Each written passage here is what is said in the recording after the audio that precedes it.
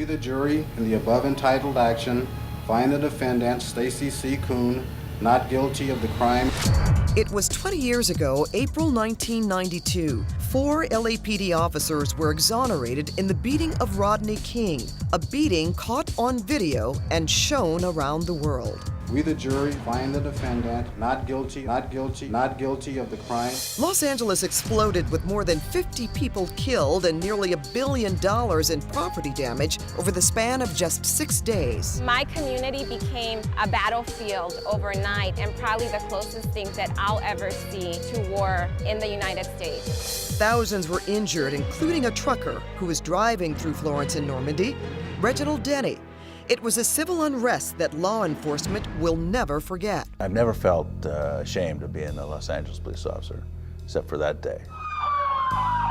The LA riots exploded all over Los Angeles, from downtown to Koreatown to South LA. It was a civil unrest that made others lose faith. We lost trust in America. We lost honor. We lost everything.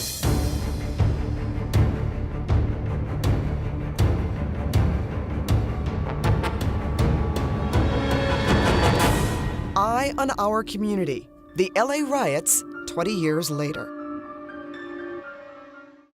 We have a student population of about 675,000 students in LAUSD. 76% of those students are on free or reduced lunch. And what that means is that that's a family of 4 making $30,000 or below. I can give you 3 schools that you can drive from that school to this office, and it is the most sobering drive in LA. And we have kids who are homeless, and I meet with kids who are coming out of incarceration with almost every conceivable thing against them. You're darn right we pray for kids every day. Ask not what your country can do for you. Ask what you can do for your country. Gallup poll in 2010, John F. Kennedy was the most popular president out of the last 9, 85%. Wow. Does that, okay, you just said wow. Does that surprise you when you hear that people still feel that way? Yeah, because he had such a short presidency. Obviously, he touched something, I think, and you know, when you think about the 60s, but you think about what we went through as a country, I mean, the loss of our leaders, the Kennedys, Martin Luther King, and the war in Vietnam, and all of it, and then, you know, Nixon. I mean, it's just that we were able to survive.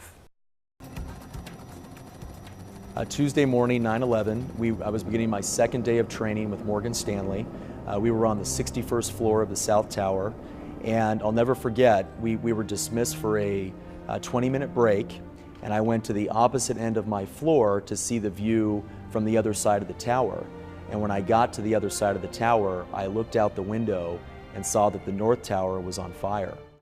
It was fascinating. It was just fascinating to see this sea of humanity just converging on the mall. Peggy was there as a member of the Student Nonviolent Coordinating Committee. And so we could hear the swelling of the crowd. Here he comes, you know. My poor little children will one day live in a nation where they will not be judged by the color of their skin, but by the content of their character. I have a dream today.